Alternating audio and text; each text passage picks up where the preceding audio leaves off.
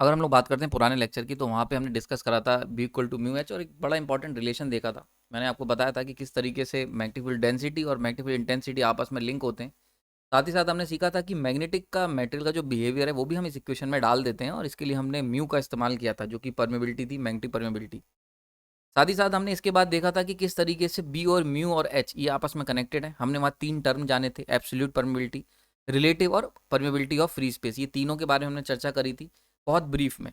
Now last में हमने जब सारी चीज़ें कंक्लूड कर ली थी, बी एच कर्व ड्रॉ करे थे, तो हमने देखा था कि जो बी एच कर्व के स्लोप हैं वो अल्टीमेटली म्यू से ही डिसाइड होते हैं, क्योंकि जो म्यू है वो एक तरीके का, जो भी आप स्लोप बना रहे हो बी एच कर्व का, वो स्लोप किस एंगल पे होगा ये कौन डिसाइड करेगा, ये म्यू डिसाइड करता था। ये सारी चीज़ हमने लास्ट लेक्चर में चर्चा करी थी।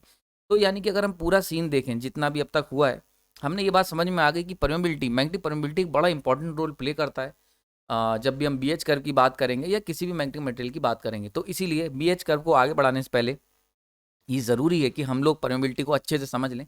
ये जो तीनों टर्म जो अभी मैंने पीछे बताई हैं आपको, रिलेटिव, एब्सोल्यूट और परमेबिलिटी ऑफ फ्री स्पेस, इन सब चीज़ों को जानना बहुत ज़रूरी है, और उसी के ऊपर आज का लेक्चर हम लोग डिस्कस करेंगे। मेरा नाम प्रांजल है और आज हम लोग बात करेंगे परमेबिलिटी के बारे में। बेसिकली ये मैग्नेटिक परमेबिलिटी के बारे में होगा, और हम तीनों तरीके की परमेबिलिटी को सीखेंगे और जानेंगे कि किस तरीके से ये सारी चीज़ें आपस में इंटर रिलेटेड हैं। चलिए शुरू करते हैं। तो सबसे पहले अगर हम बात करते हैं मैग्नेटिक परमेबिलिटी होती क्या है, तो बेसिकली अगर हम डेफिनेशन की थ्रू जाएं, तो ये एक एबिलिटी होती है मैग्नेटिक मटेरियल की कि वो कितने ईजिली या कह सकते हैं अलाउ करेगा फ्लो ऑफ मैग्नेटिक फ्लक्स अपने अंदर से। यानी कि अगर हम बात करते हैं किसी भी मैग्नेटिक मटेरियल की, वो कितनी आसानी से अपने अंदर फ्लक्स को पास होने देगा या सेटअप होने देगा, उसको हम कहेंगे मैग्नेटिक परमेबिलिटी। क्लियर हो गया यहाँ पे? यानी कि इसका क्या मतलब हुआ कि जितनी ज़्यादा परमेबिलिटी होगी मैग्नेटिक मटेरियल की, उतनी ज़्यादा कंडक्टिविटी होगी मैग्नेटिक फ्लक्स की, एंड वाइस वर्सा। यानी कि अगर हम बात करते हैं, अगर हम दो मटेरियल ले लें, एक मटेरियल है जिसके अंदर ज़्यादा फ्लक्स लाइन जा रही हैं, और एक मटेरियल है जिसके अंदर बहुत ज़्यादा, यानी कि अगर दो मटेरियल ले लें, एक जिसके अंदर कम फ्लक्स लाइन्स ट्रेवल कर रही हैं, वहीं पे दूसरा मैग्नेटिक मटेरियल है जिसके अंदर ज़्यादा मैग्नेटिक फ्लक्स लाइन्स ट्रेवल कर रही हैं, तो जिसके अंदर कम कर रही हैं वो उसकी परमेबिलिटी लो होगी, और जिसके अंदर ज़्यादा कर रही हैं उसकी परमेबिलिटी हाई होगी। क्लियर हो रहा है यहाँ पे? तो यहाँ से मैग्नेटिक परमेबिलिटी का एक मोटा मोटा कॉन्सेप्ट आपको समझ में आ गया होगा। क्लियर हो रहा है? तो यानी कि अगर हम बात करते हैं कंडक्टिविटी के टर्म्स में, तो वो मैग्नेटिक मटेरियल जो ज़्यादा मैग्नेटिक फ्लक्स लाइंस को अपने अंदर सेटअप होने देगा, बहुत आसानी से ईजिली सेटअप होने देगा, उसको हम कहेंगे उसकी परमेबिलिटी हाई है। और जिस मैग्नेटिक मटेरियल के अंदर फ्लक्स लाइंस कम सेटअप हो पाएंगी, वो उसको हम कहेंगे उसकी परमेबिलिटी लो है। नाउ अगर हम बात करते हैं मैग्नेटिक परमेबिलिटी की, तो ये बेसिकली तीन तरह की कैटेगरी में बांटी गई। पहली थी एब्सोल्यूट, दूसरी थी रिलेटिव, और तीसरी थी permeability of free space. Now अब इन तीनों को भी जरा समझ लेते हैं कि कैसे आपस में लिंकअप है। सबसे पहले एब्सोल्यूट परमिबिलिटी। तो एब्सोल्यूट परमिबिलिटी का मतलब होता है एग्जैक्ट परमिबिलिटी किसी भी मटेरियल की, यानी कि मैग्नेटिक फ्लक्स डेंसिटी का रेशियो और इंटेंसिटी डिवाइड बाय इंटेंसिटी। यानी कि जो हम लोग जनरली फॉर्मूला देखते आते हैं B equal to mu H, तो वहाँ पे बी अपॉन एच अगर कर लेंगे, तो ये जो म्यू होता है, यानी कि जो formula B equal to mu H हमेशा जिंदगी भर रटा है, उसमें जो म्यू है वो एब्सोल्यूट परमिबिलिटी, बड़ा इंपॉर्टेंट टर्म है एब्सोल्यूट परमिबिलिटी। क्लियर हो रहा है? तो एब्सोल्यूट परमिबिलिटी जो होता है वो बेसिकली रेशियो होता है, अगर मैथमेटिकली टर्म्स में बात करें, कि कितना फ्लक्स डेंसिटी सेटअप होगी डिवाइड बाई इंटेंसिटी कितनी तुमने अप्लाई करी थी किसी भी मैग्नेटिक मटेरियल पे। ठीक है? यानी कि मैग्नेटिक परमेबिलिटी की जब भी हम बात करते हैं, तो बेसिकली वो एब्सोल्यूट परमेबिलिटी ही होती है। यानी जनरली अगर आपसे कहा जाए कहीं पे अगर लिखा हुआ है मैग्नेटिक परमेबिलिटी, तो उसको एब्सोल्यूट ही मानना, जब तक कि आपको परमेबिलिटी ऑफ फ्री स्पेस ना लिखा हुआ दिख जाए या फिर रिलेटिव परमेबिलिटी ना लिखा हुआ दिख जाए। जैसा कि हमने अभी पीछे जब रिएक्टिव पावर पढ़ी थी, तो मैंने बताया था कहीं पे भी अगर रिएक्टिव पावर है तो वो लैगिंग वीआरस के बारे में ही बात हो रही है। अगर कहीं पे क्यू लिखा हुआ है तो इसका मतलब ऑटोमेटिकली समझ जाना कि वो लैगिंग रिएक्टिव पावर की बात हो रही है। अगर आपसे कहा जाएगा लीडिंग रिएक्टिव पावर, तभी आप उसको लीडिंग लेना। ठीक है? तो कन्वेंशन कुछ चीज़ें होती हैं। तो कहीं पे अगर म्यू लिखा हुआ दिख रहा है, यानी कि अगर कहीं किसी न्यूमेरिकल में मैग्नेटिक परमेबिलिटी की इक्वेशन दे रखी है या वैल्यू दे रखी है, तो आई होप आपको समझ में आ रहा होगा, तो वो ऑटोमेटिकली एब्सोल्यूट परमेबिलिटी की ही बात हो रही है। क्लियर हो गया यहाँ पे? ना अगर हम बात करते हैं बी एच कर्व की, याद होगा, तो ये जो बी एच कर्व हमने बनाया था अभी पिछले लेक्चर के अंदर डिस्कस करा था, तो ये जो स्लोप होता है, यहाँ पे जो आप परमेबिलिटी देखते हो, वो बेसिकली एब्सोल्यूट परमेबिलिटी होती है। यानी कि जो स्लोप के अंदर म्यू लिखते हैं ना हम लोग, जो स्लोप की वैल्यू डिसाइड करते हैं म्यू से, वो एब्सोल्यूट परमेबिलिटी होती है। ठीक है? आई होप ये चीज़ आपको याद रहेगी, इसमें कोई दिक्कत नहीं होनी चाहिए। अगर मैं ये तो मैथमेटिकली हो गया, अगर जनरली बताने की कोशिश करूं, तो कोई भी मार्केट से मेटल खरीद के लाते हो, उसकी जो ओरिजिनल परमेबिलिटी होती है, जिसको मैंने किसी से कंपेयर नहीं करा होता है, एकदम ओरिजिनल, यानी कि विदाउट एनी रेफरेंस, वो हो जाती है एब्सोल्यूट परमेबिलिटी। यानी कि आप कैसे हो, तुम्हारा नेचर कैसा है, या आप कैसे हो, आपका व्यवहार जो है, अगर मैं उसे किसी से कंपेयर ना करूँ, तो तुम्हारा जो ओरिजिनल नेचर है वो हो जाएगी एब्सोल्यूट परमेबिलिटी। क्लियर हो गया। अगर मैं इसी को किसी से कंपेयर कर दूंगा या रेफरेंस लेके कहूंगा कि देखो राम से अच्छा श्याम है, अगर ऐसा जब भी बोलेंगे तो वो हो जाएगी रिलेटिव परमेबिलिटी। उसको हम लोग आगे डिस्कस करेंगे। नाउ अगर हम समझते हैं, जरा इसको और ध्यान से समझते हैं। फॉर एग्जाम्पल ये एयर है, ठीक है, एयर को मैंने पार्टिकल्स के रूप में रिप्रेजेंट करा हुआ है। तो ये बात आपको याद रखनी कि एयर हो या वैक्यूम हो, लगभग लगभग एक जैसे ही होते हैं। तो इन ये बहुत ही ज़्यादा पुअर कंडक्टर होते हैं मैग्नेटिक फ्लक्स की। ये चीज़ आपको याद रखनी पड़ेगी। जैसा इलेक्ट्रिक करंट होता है वैसे ही यहाँ पे मैग्नेटिक फ्लक्स, इलेक्ट्रिक फ्लक्स की तरह ही मैग्नेटिक फ्लक्स के लिए भी एयर जो होती है एक बेकार कंडक्टर होती है।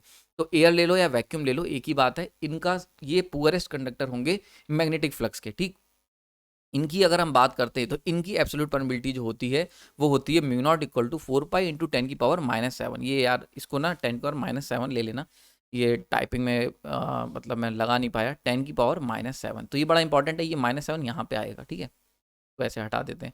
तो अगर हम बात करते हैं म्यू नॉट, तो म्यू नॉट यानी कि क्या हुआ एब्सोल्यूट, ये क्या हो गया म्यू नॉट, क्या हो गया एब्सोल्यूट परमिएबिलिटी ऑफ एयर, ठीक है। और इसकी वैल्यू कितनी होती है 4 पाई इंटू 10⁻⁷। ये वैल्यू आपको याद रखनी पड़ेगी क्योंकि एयर को हमेशा हम लोग यूज़ करेंगे। अभी आने वाले समय में एयर को हम एज अ रेफरेंस लेंगे, तो इसीलिए ये याद रखना ज़रूरी है। क्लियर हो गया यहाँ पे। तो absolute permeability of air is mu naught equal to, ये सर्टेन आपको इक्वेशन यहाँ पे ये याद रखनी होगी। नाउ अगर हम बात करते हैं, ये तो हो गई एयर की बात। वहीं पे अगर मैं कोई ऐसा मेटेरियल ले लूँ जिसके अंदर हमारे डायपोल्स हैं, यानी कोई मैग्नेटिक मेटेरियल की अगर हम लोग बात करते हैं, यानी कि ऐसा मेटल जिसको हम लोग मैग्नेटाइज कर सकते हैं, फॉर एग्जांपल फेरो हो गया, पैरा हो गया।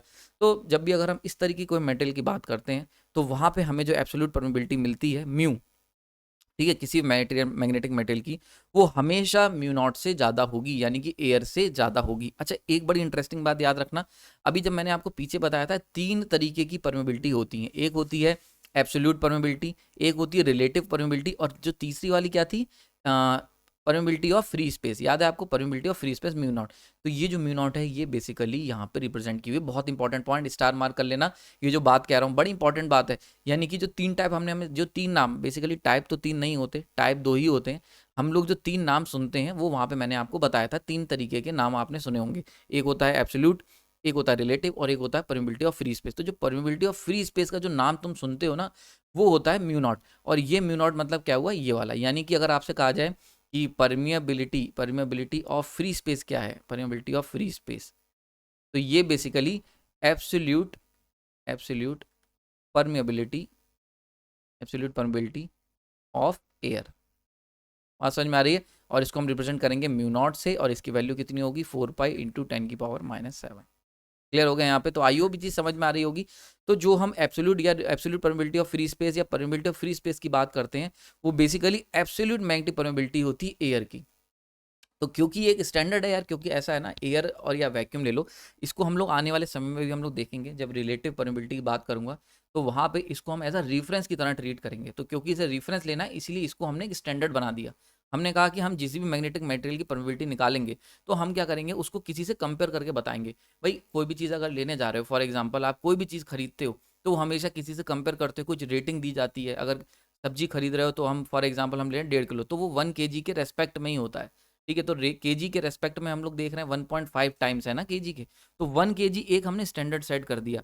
तो जब आप 1.5 किलो आलू खरीद रहे हो तो इसका मतलब 1.5 टाइम्स ऑफ सर्टेन स्टैंडर्ड। तो वो जो रेफरेंस हमेशा हमें ज़रूरत होता है, जब भी हम फिजिक्स हो गई या इंजीनियरिंग हो गई, जब भी हम कोई चीज़ मीज़र करते हैं तो हमें रेफरेंस की ज़रूरत होती है। ठीक है, कोई अच्छा है तो यानी कि आपने किसी बुरे से उसको रेफरेंस लेके कंपेयर किया होगा, कोई बुरा है तो कोई अच्छे से उसको लेके रेफरेंस लेके कंपेयर किया होगा। तो बिल्कुल वैसे ही यहाँ पे, तो हम लोग ऐसा करने के लिए क्या कर लेते हैं, एयर को एज अ रेफरेंस ले लेते हैं। इसीलिए एयर की एब्सोल्यूट परमिबिलिटी आपको याद रखना इतनी ज़रूरी है। तो एयर क्योंकि एक रेफरेंस लेना था हमें, एक उसको एक तरीके का एक स्टैंडर्ड मानना था, एक मीजरिंग स्टैंडर्ड हो गया या कह सकते हो रेफरेंस लेना था, इसीलिए हमने उसको क्या करा, इतनी तवज्जो दी है। और इसीलिए उसको एक सेपरेट वर्ड यूज़ कर दिया कि परमिबिलिटी ऑफ फ्री स्पेस, जो बहुत पॉपुलर वर्ड है। तो आयु आपको समझ में आ गया। तो permeability of free space absolute permeability है एयर की। ठीक, तो अगर आपसे कोई पूछता कि क्या रिलेशन है एब्सोल्यूट परमिबिलिटी में और परमिबिलिटी ऑफ फ्री स्पेस में, तो आप कहेंगे भैया जो परमिबिलिटी ऑफ फ्री स्पेस है वो बेसिकली एब्सोल्यूट परमिबिलिटी है एयर का, बस इतना ही अंतर है। ठीक है, क्लियर हो गया यहाँ पे। तो आई होप सारी चीज़ें आपको कनेक्ट हो गई होंगी। अब कंफ्यूजन बिल्कुल नहीं होना चाहिए इस टॉपिक के अंदर। ठीक है, क्योंकि यार बहुत लोगों को ये डाउट रहता है कि एब्सोल्यूटली म्यू नॉट और म्यू में क्या रिलेशन है। तो म्यू नॉट और म्यू एक जैसे ही हैं, बस म्यू क्या है, अगर हम म्यू ले लेते हैं एयर का तो वो म्यू नॉट बन जाएगा। क्लियर हो गया यहाँ पे। तो ये हो गई, ये सारी बातें मैंने आपको बता दी। फिर एक बात आपको और बड़ी इंपॉर्टेंट याद रखनी है कि मैग्नेटिक मटेरियल की, ये सेकंड पॉइंट बड़ा इंपॉर्टेंट है, इसको मैं थोड़ा रब कर देता हूँ, ठीक है। इस करेक्शन को बस ये मार्क कर लेना, यहाँ पे -7 होगा, ये हट जाएगा, ठीक है। तो अगर हम बात करते हैं मैग्नेटिक मटेरियल की, तो एब्सोल्यूट परमिबिलिटी जो म्यू होती है मैग्नेटिक मटेरियल की, वो हमेशा ज़्यादा होती है, बल्कि बहुत ज़्यादा होती है कंपेयर टू द एयर। क्योंकि आपको एक बात ये याद रखनी होगी कि जो सॉलिड मैग्नेटिक मटेरियल्स होते हैं वो ज़्यादा अच्छे बिहेव करते हैं कंपेयर टू द एयर, ठीक। नाउ नेक्स्ट, अगर हम ऐसा कोई मटेरियल ले लें जो कि मैग्नेटिक है ही नहीं, यानी कि नॉन मैग्नेटिक मटेरियल ले लें, तो भैया वो किस कैटेगरी में आएगा? तो जो नॉन मैग्नेटिक मटेरियल होते हैं उनकी परमिबिलिटी भी ऑलमोस्ट क्लोज टू मानी गई है एयर, यानी कि क्योंकि हमने ऊपर क्या लिखा था, air is the poorest conductor of magnetic flux. तो जब एयर पुअरेस्ट कंडक्टर हो गया तो मैग्नेटिक मटेरियल भी पुअरेस्ट ही होते हैं, तो इसीलिए ये माना गया है। ये आपको ये लाइन बड़ी इंपॉर्टेंट है, ये याद रखनी होगी, कई बार एग्जाम्स में डायरेक्टली पूछ लेते हैं, इस पर डायरेक्टली क्वेश्चन आ जाता है कि absolute permeability of non magnetic material, ये सब बड़े इंपॉर्टेंट शब्द हैं यार। नॉन मैग्नेटिक मटेरियल की कितनी होती है? तो म्यू इक्वल टू 4 × 10⁻⁷, यहाँ पे भी -7। क्लियर हो गया। तो ये चीज़ आपको याद रखनी पड़ेगी, इसमें कोई दिक्कत नहीं होनी चाहिए, ठीक है। आई होप समझ में आ गई होगी। और ये जो 10⁻⁷ क्या है? Similar to air. अच्छा, ये चीज़ आई होप इसमें क्लियर हो गया, कोई डाउट नहीं होना चाहिए। तो this is the important part, ठीक। तो यानी कि आपने क्या सीखा? हमने ये सीखा कि मैग्नेटिक परमिबिलिटी की जब भी हम बात करेंगे, तो अगर हम बात करते हैं एयर की, तो एयर में अगर हम एब्सोल्यूट परमिबिलिटी की बात करेंगे या मैग्नेटिक परमिबिलिटी, या कभी भी अगर कहीं मैग्नेटिक परमिबिलिटी लिखा है तो वो बेसिकली एब्सोल्यूट परमिबिलिटी की बात कर रहे हैं। एक तो ये बात हमने सीखी। अच्छा, एब्सोल्यूट परमिबिलिटी अगर एयर की बात करोगे तो ये वैल्यू फिक्स हो गई 4 × 10⁻⁷। हमने ये भी सीखा अगर मैग्नेटिक मेटल मार्केट से खरीद के लाओगे तो उनकी बहुत हाई होगी permeability compare to the air, ठीक है। नाउ एक इंपॉर्टेंट क्वेश्चन आया कि सर नॉन मैग्नेटिक मेटेरियल का क्या केस होगा, क्योंकि एयर हो गई और मैग्नेटिक हो गया, तो यानी कि कोई भी नॉन मैग्नेटिक मेटेरियल मार्केट से लेके आओगे तो उसकी परमिबिलिटी भी पुअरेस्ट की कंडीशन में आएगी। और पुअरेस्ट का मतलब सेम, यानी कि 4 × 10⁻⁷। क्लियर हो गया यहाँ पे। तो अगर कोई ऐसा मैग्नेटिक में, जैसे वुड लेके आ रहे हो, अगर लकड़ी खरीद के ला रहे हो और एयर है, एक तरफ एयर है एक तरफ वुड है, और तुमसे पूछा जाए कि इन दोनों की परमिबिलिटी, एब्सोल्यूट परमिबिलिटी क्या होगी, तो दोनों की परमिबिलिटी, एब्सोल्यूट परमिबिलिटी जो होगी वो सेम ही होगी, यानी कि mu would equal to mu naught के बराबर होगा, ये याद रखना, ठीक। आगे चलते हैं, आयु समझ में आ गया होगा। नाउ अब बात कर लेते हैं रिलेटिव परमिबिलिटी की, यानी कि अब हम लाएंगे रिफरेंस, ठीक है। क्लियर हो गया यहाँ पे। तो रिलेटिव परमिबिलिटी क्या होती है? किसी भी मैग्नेटिक की परमिबिलिटी, यानी कि कोई भी तुमने मैग्नेटिक मटेरियल ले आए या कोई भी दुनिया का आइटम उठा के ले आए, उसकी मैग्नेटिक परमिबिलिटी कैसी है कंपेयर टू द एयर, बस इतना सा है रिलेटिव परमिबिलिटी। तो मैंने आपको पीछे बताया था कि एयर को हमने इतनी इंपॉर्टेंस क्यों दी, क्योंकि एयर को हमने एक स्टैंडर्ड मान लिया था, क्योंकि एयर हमारे इजीली अवेलेबल था और इजीली सेम रहने वाली चीज़ है। तो इसीलिए हमने एयर को एक स्टैंडर्ड मान लिया, एक रेफरेंस ले लिया। तो जब भी हम कोई कम मैग्नेटिक मटेरियल की, किसी भी मैग्नेटिक मटेरियल की या फिर कोई भी मटेरियल की हम लोग अगर परमिबिलिटी मीजर करते हैं किसी के रेस्पेक्ट में, एयर के रेस्पेक्ट में, तो वो रिलेटिव बन जाती है। क्लियर हो गया यहाँ पे? आयु समझ में आ रहा होगा। तो अगर हम बाई मैथमेटिकल फॉर्मूला जाएं तो absolute permeability of material divide by absolute permeability of free space या फिर एयर। क्लियर हो गया यहाँ पे। तो यानी कि रिलेटिव परमिबिलिटी क्या होगी? उस मैग्नेटिक की खुद की एक इंडिविजुअल, यानी कि एब्सोल्यूट परमिबिलिटी, मैंने अभी पीछे बताया था। जब भी हम बात करते हैं एब्सोल्यूट की, तो एब्सोल्यूट आपको याद रखना है ये उसकी ओरिजिनल परमिबिलिटी है उस पर्टिकुलर मैग्नेटिक मटेरियल की, किसी से लेना देना नहीं है, कोई रेफरेंस नहीं लिया है।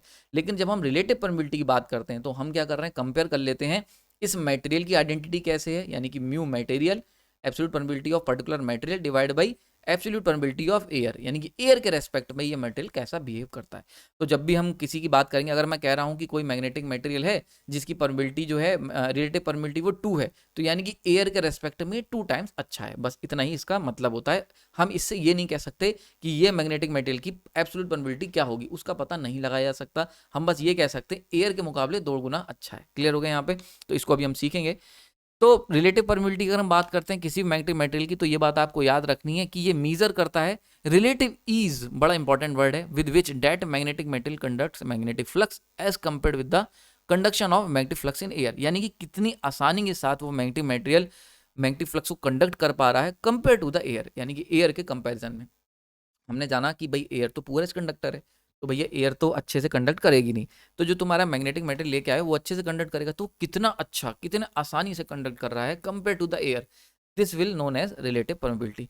तो रिलेटिव परमिबिलिटी का पिक्टोरियल रिप्रेजेंटेशन बता दिया मैंने आपको, मैथमेटिकली बता दिया, एंड देन डेफिनेशन बता दी। तो ये तीनों चीज़ें सफिशिएंट है, कोई भी एग्जाम दे रहे हो आप अपने पॉलिटेक्निक का दे रहे हो, बीटेक का दे रहे हो, या फिर ईएस का लिख रहे हो, ये तीनों चीज़ें आपके काम आएंगी ना। अब जरा चलते हैं अंडरस्टैंडिंग वाले पार्ट पे, थोड़ा सा और डिटेल में इसको सीखते हैं, ठीक है।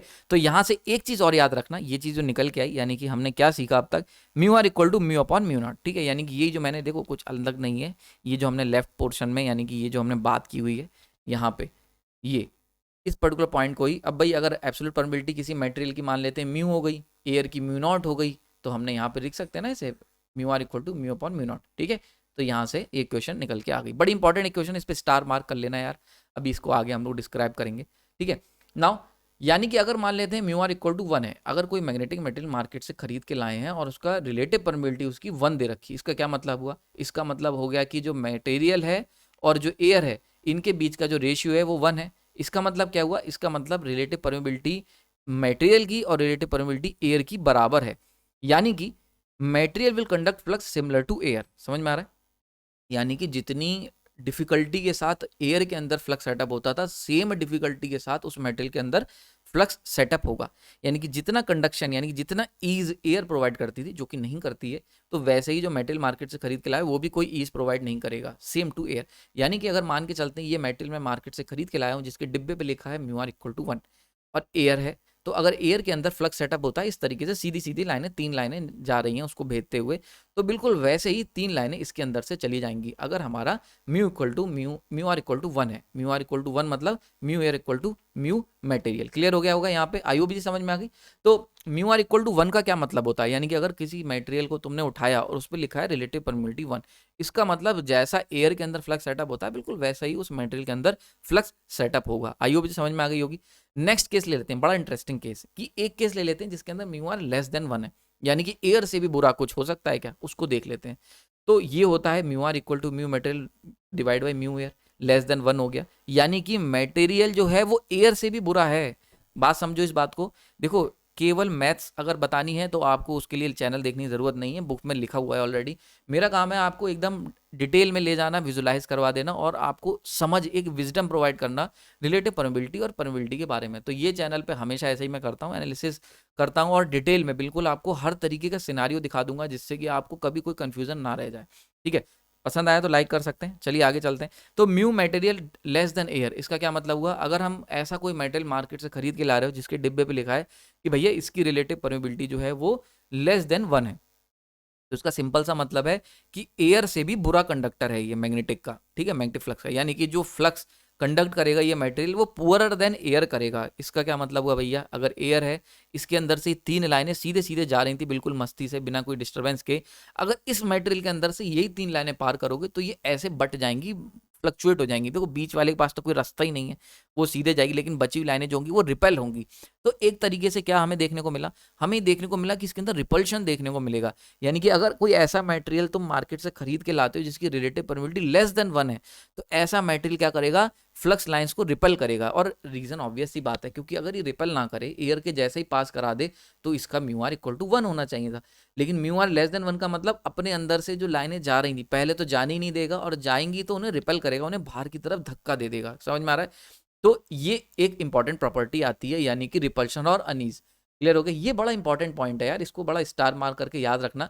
तो समझ में आ रहा है, रटने की कोई ज़रूरत नहीं है, एक भी पॉइंट मेरे लेक्चर में आपको रटने की ज़रूरत नहीं है, बिल्कुल आपको समझ में सारी चीज़ें कॉमन सेंस से कनेक्ट हो रही होंगी, ठीक है।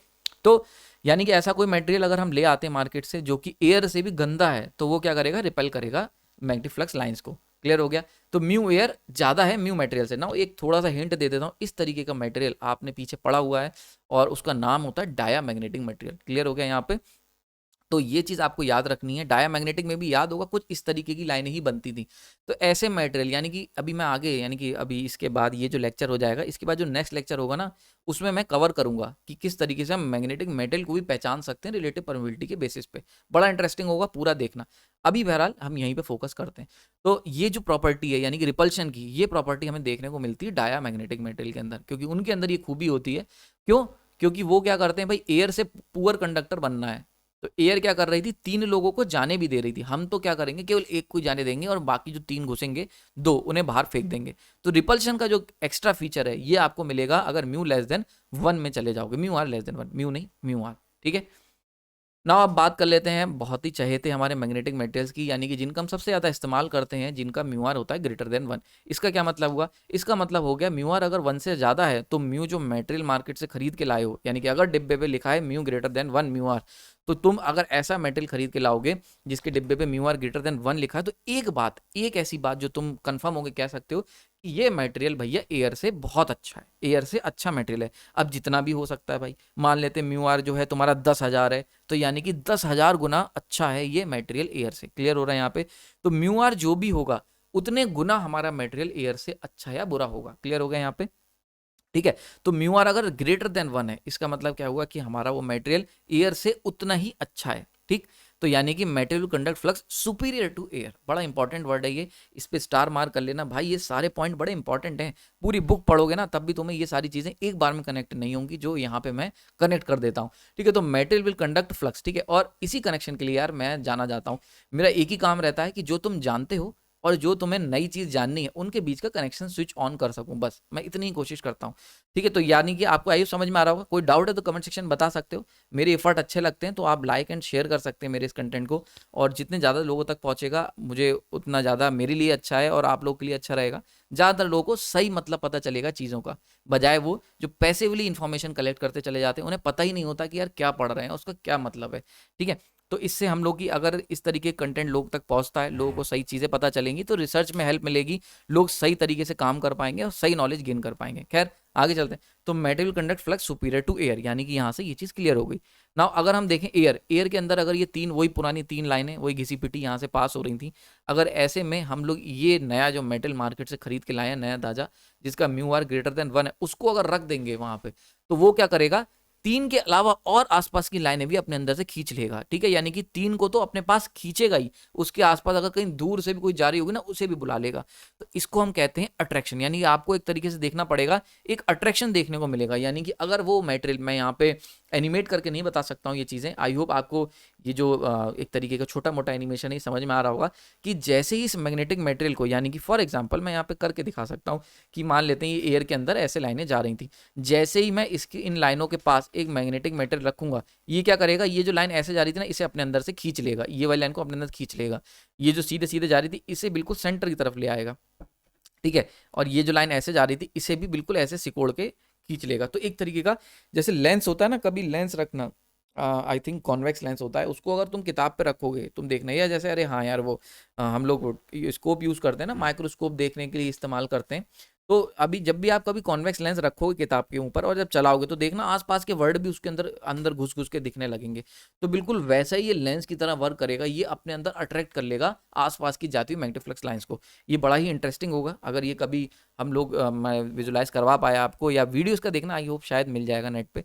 तो ये अगर देखने को वैसे रेयरली होता है क्योंकि फील्ड लाइंस हम लोग कभी देख नहीं सकते, तो ये चीज़ें थोड़ी सी दिक्कत करेंगी, हम इनको महसूस कर सकते हैं पर देख नहीं सकते। तो अगर देख पाते तो कुछ इस तरीके की आपको ड्राइंग देखने को मिलती है, जैसा कि मैंने बनाने की कोशिश करी है। तो म्यू आर अगर ग्रेटर देन 1 है तो इसका सिंपल सा मतलब है वहां पे अट्रैक्शन होगा, एयर से अच्छा है इसका मतलब अट्रैक्शन देखने को मिलेगा, एयर से बुरा पुराना वाला मटेरियल जो था वहां पे एयर में रिपल्शन देखने को मिला था। नाउ अब जल्दी से कमेंट सेक्शन बताओ ये कौन सा मटेरियल हो सकता है, बहुत ही आसान आंसर है। अगर कमेंट सेक्शन में नहीं बताना चाहते हो कॉपी लेके बैठो, जो कि मैं हर बार रिकमेंड करता हूँ, आप कॉपी और पेन लेके इस लेक्चर को समझें, तो वहां पे आप लिखे आंसर जल्दी से कि इसका आंसर क्या होगा।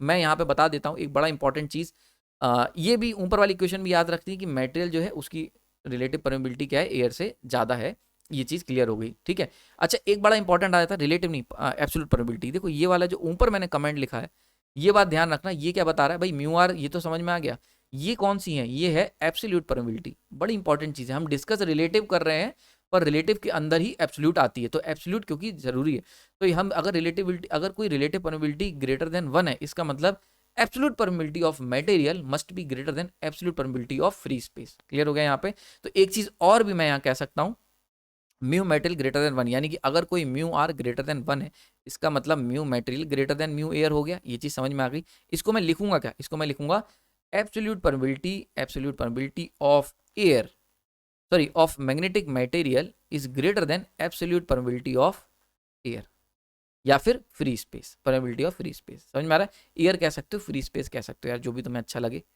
Free space. ठीक है, तो एब्सोल्यूट परमेबिलिटी जो मटेरियल की है, यानी कि ये इसकी, ये ग्रेटर होगी absolute permeability of free space. तो हम लोग डिस्कस तो रिलेटिव शुरू रिलेटिव करे थे, लेकिन रिलेटिव अपने आप में कोई सिग्निफिकेंस नहीं रखता, वो basically just a ratio of absolute permeability material की divide by absolute permeability of air, and that is why we called it relative permeability, क्योंकि रिफरेंस एयर का लिया हुआ है। आई होप समझ में आ गया होगा सारे पॉइंट।